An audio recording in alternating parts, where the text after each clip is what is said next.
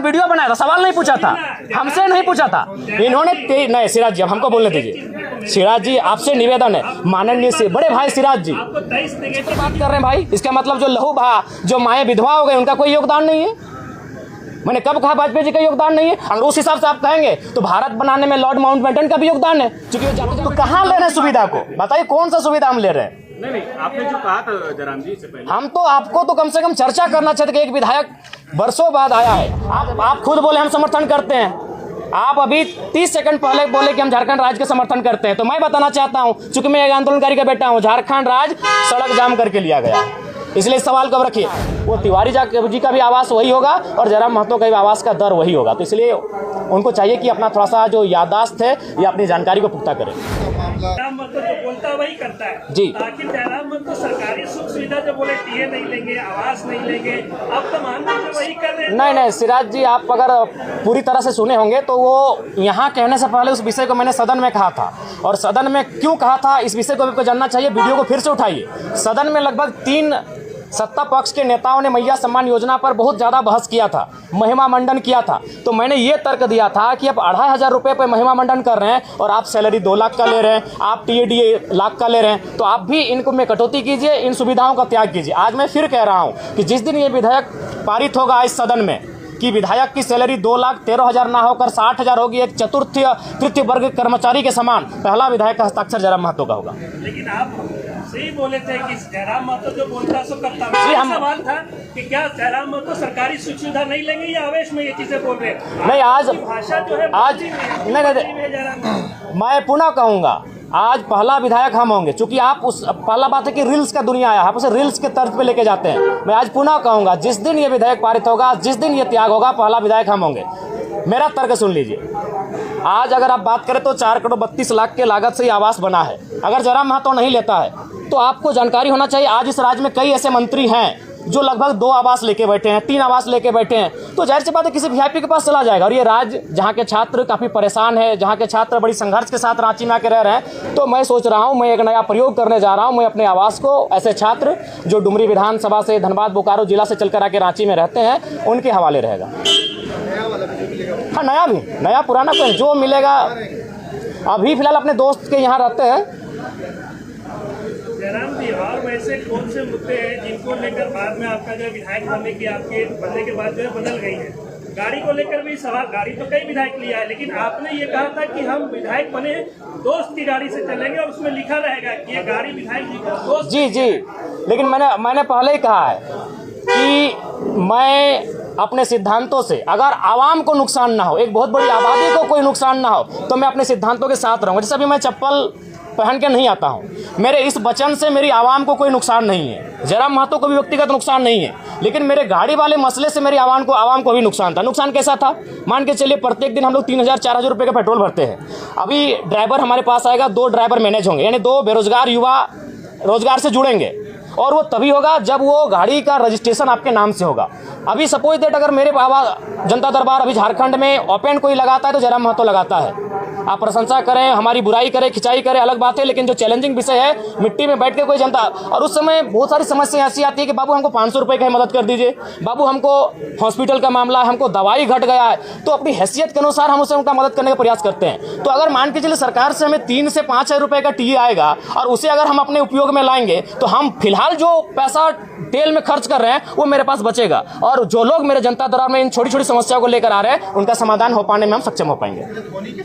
नहीं, वो फेक है, और हम चाहेंगे मीडिया बंधु इस तरह का सवाल बिल्कुल, आप लोग भी एक बात थोड़ा जांचें। धोनी जी से हमारी कोई मुलाकात नहीं हुई है, लेकिन ऐसा नहीं कि मुलाकात नहीं करना चाहते, हम भी उनका बहुत बड़ा समर्थक हैं, और बिल्कुल उनके छक्कों के, उनकी कैप्टेंसी के, उनके हर एक कार्य की हम भी प्रशंसक हैं। अगर कभी मिलेंगे तो हम अपने पोस्ट पे खुद सार्वजनिक करेंगे कि आज हम धोनी से मिले। अच्छा, सीसीएल में क्वार्टर को लेकर जो है अपराध विभाग गए थे, कई खबरें आई, आप रांची में हैं कैमरों के सामने, ये बता दीजिए कि सीसीएल में आपको जयराम महतो क्वार्टर चाहिए या नहीं चाहिए? जो अवैध रूप से क्वार्टर ले रहे हैं उनको खाली कराने के लिए? नहीं, वो एक बात, पहला बात है, अगर आप आंदोलन की बात करेंगे और संवैधानिक बात करेंगे तो फिर हमें लगता है बहुत सारी विवाद उत्पन्न हो जाएगा।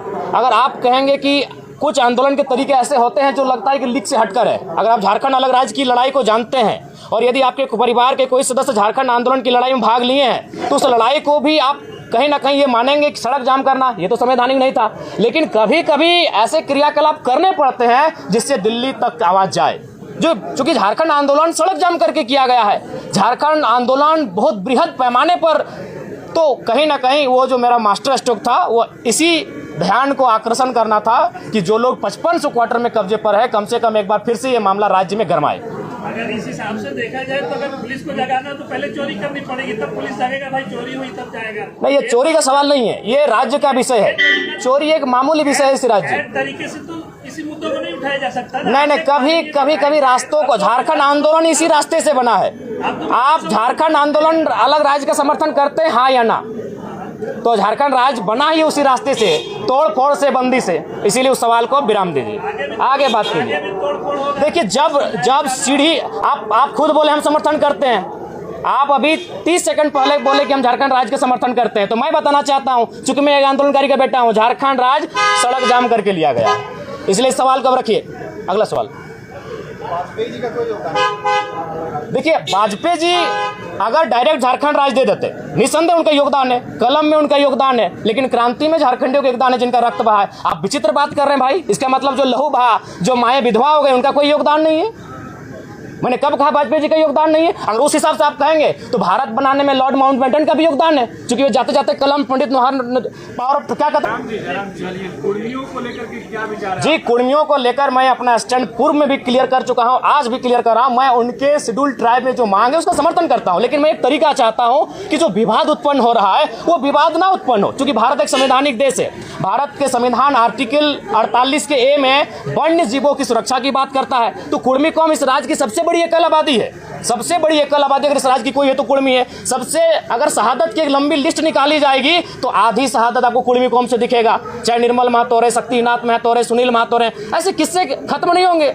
तो वो कौम जिसने इस राज्य को बनाने के लिए अपना लहू तक बहाया है, वो कौम जिसकी जमीनों पे टाटा है। अरे भाई, आज आपके कोई ना कोई रिलेटिव टाटा में जॉब करते हैं, तो जानिए वो जमीन कुर्मियों की है, चाहे टाटा घाटोर है, टाटा जमाडोबा है या टाटा सिजवार है। आप नहीं करते, आपके मौसा करते हैं, मामा करते हैं, फूफा करते हैं, वो जॉब कुर्मियों की जमीन पर है। अगर आप टाटा में करते हैं, क्योंकि टाटा की 95% जमीनें जहाँ खनन का कार्य होती है वो कुर्मियों की हैं, चाहे टाटा घाटो रामगढ़ रहे या टाटा जमाडोबा धनबाद रहे या टाटा सिजवा धनबाद रहे। तो इसलिए भैया उस कौम ने जमीनों को भी दिया है, जानों को भी दिया है, और आज अगर वो संरक्षण मांग रही है तो उसमें किसी को आपत्ति नहीं होनी चाहिए। हाँ, मैं ये रास्ता चाहता हूं कि जब राज्य सरकार अनुशंसा करे केंद्र को कुर्मियों को एसटी में शामिल करने का, और जब केंद्र से वो लिस्ट वापस आए तो राज्य एक काम करे, जो लोग पूर्व में शेड्यूल में है उनको वहां रहने दिया है, और इनके लिए एक नया column, farming tribe, agriculture tribe, एक नया ट्राइब का कॉलम लेकर आए और इनको संरक्षण दिया जाए। ये लड़ाई आरक्षण की नहीं है, ये लड़ाई संरक्षण की है। इसी सरकार में मंत्री है चमला लेखा, वो बोल रहे हैं कि आप लोग जो है आदिवासियों के हक में सिंधमारी करने के लिए जो है एसटी में शामिल होना। नहीं, इसमें हक में उनको बोलिए इतिहास को पढ़े, अपने इतिहास को पुख्ता करे। 1931 जब अंग्रेजों का अंतिम जनगणना हमारे सामने प्रस्तुत हुआ था, उसमें 12, एक शायद घासी को हटाया गया और कुर्मी को, बाकी 11 लोग आज शेड्यूल ट्राइब में हैं, यानी 13 लोगों के साथ कुर्मी शेड्यूल ट्राइब, उसमें शेड्यूल ट्राइब नहीं था, उसमें प्राइमिटिव ट्राइब नाम था, उस सूची में सम्मिलित थे। बिल्कुल, सरना कोड का हम बिल्कुल समर्थन करते हैं। एक आदिवासी कौम, चूंकि इस राज्य का निर्माण ही एक आदिवासी राज्य के रूप में हुआ है और आदिवासियों की भावना सरना धर्म कोड पे आधारित है, अतः उनका इस धर्म कोड की मांग को सरकार पुरजोर तरीके से लागू कराने के लिए पहल करे। धन्यवाद, जोहार, नमस्कार। जयराम जी, एक सवाल, आपके जो आलोचक हैं वो आपको केजरीवाल बता रहे हैं झारखंड का। अरे तो बहुत बड़ा बात है यार, केजरीवाल 10 साल सीएम रहे, तो केजरीवाल कोई कम? केजरीवाल का आप आलोचना कर सकते हैं, लेकिन उन्होंने जिस विजन को दिल्ली के माध्यम से देश को दर्शाया उसको आप नकार नहीं सकते हैं। पिछली बार तो आप भी केजरीवाल की आलोचना नहीं, केजरीवाल की आलोचना के लिए नहीं, केजरीवाल से तुलना जी नहीं, बिल्कुल हमारी तुलना कैसे हो सकती है? वो कहाँ सीएम रह चुके, हम विधायक हैं। नहीं, हम लोग अपना रोड मैप अलग बनाएंगे। जयराम जी, तुलना इसलिए नहीं हो रही कि वो सीएम है, तुलना इसलिए हो रही है कि आप जो सुविधा की बात कर रहे थे वो भी तो कहाँ ले रहे हैं सुविधा को? बताइए कौन सा सुविधा हम ले रहे हैं? नहीं, आपने जो कहा था जयराम जी इससे पहले, हम तो आपको तो कम से कम चर्चा करना चाहते कि एक विधायक वर्षों बाद आया है। आज अभी अंदर हम सुनिए आपको बता रहे हैं, जब हम अंदर जाते हैं ना, और जितने भी कर्मचारी हैं विधायक छोड़ के, उनको क्या फील होता है मालूम है? कि मेरे घर का बच्चा विधायक बन के आया है। बाकी विधायक, अब तो अंदर चुके आपको कैमरा अलाउड नहीं देखिएगा, बाकी विधायक से मिलते हैं एक माननीय के तर्ज पे मिलते हैं, हमसे मिलते हैं, कंधे पे हाथ रखते हैं, ऐसे मिलते हैं, हम कभी उनको नहीं बोलते, क्योंकि उनको लगता है हम उनके घर का बच्चा है, जबकि एक माननीय का प्रोटोकॉल होता है। कई वीडियो हमारा देखिएगा, दरोगा एक थाना प्रभारी आके हमको ऐसे हाथ पकड़ लेता है, जबकि हमारे दोस्त हमें कान में कहते हैं कि प्रोटोकॉल के हिसाब से आपसे बहुत जूनियर है, वो आपके साथ ऐसा व्यवहार नहीं कर सकते हैं। तो हम उनको बोलते हैं कि उनको कभी नहीं लगा कि हम उनका विधायक है, उनको लगता है कि हमको छोटा भाई है। आप अंदर जाइएगा, वो चलेगा। जो लोग गलत है उनको माफ नहीं किया जा सकता है। जो हमने सिराज जी पहले कहा है कि जो ईमानदार है उनको नमस्कार है, जो गलत है उनका तिरस्कार है। पैमाना आपका कार्य है, आपका कार्य है। जिस सिराज जी, आप हमारे बहुत अच्छे मित्र हैं, भविष्य में रहेंगे कि नहीं रहेंगे वो अलग विषय है, लेकिन मित्र रहे हैं हमारे।